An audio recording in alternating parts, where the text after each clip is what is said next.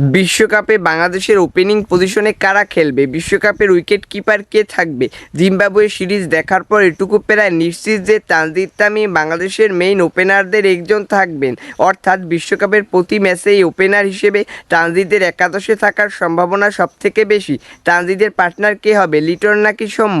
এটা সত্যিই এখন ভাবনার বিষয়। টিম ম্যানেজমেন্ট কাকে তানজিদের পার্টনার হিসেবে খেলাবে এটা এখন প্রেডিক্ট করা তুলনামূলক কঠিন। তবে রিসেন্ট পারফরমেন্স অনুযায়ী সৌম্য লিটনের থেকে হয়তোবা এগিয়ে থাকবে। তাহলে কি লিটন একাদশ থেকে বাদ, আর জাকের আলী অনিক উইকেট কিপার হিসেবে একাদশের সুযোগ পাবে?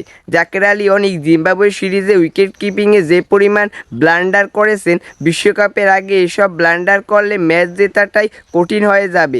অনিকের উইকেট কিপিং আমরা একেবারেই পছন্দ হয় নাই।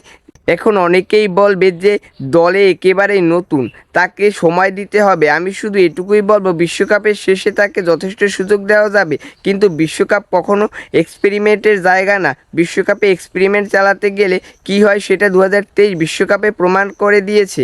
উইকেট কিপিংয়ের জন্য হলেও আমি লিটনের বিকল্প দেখতেছি না, যেহেতু দলে আর কোনো উইকেট কিপার নাই, আর সোহান ও বিশ্বকাপের দলে জায়গা পাবার সম্ভাবনা নেই।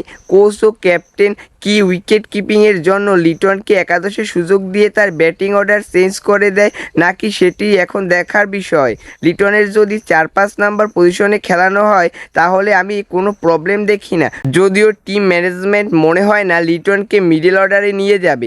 তবে সৌম্য তানজিদ ওপেনিং করলে আর লিটনকে উইকেট কিপার ব্যাটসম্যান হিসেবে খেলাতে চাইলে এছাড়া আর কোনো বিকল্প আছে বলে মনে হয় না।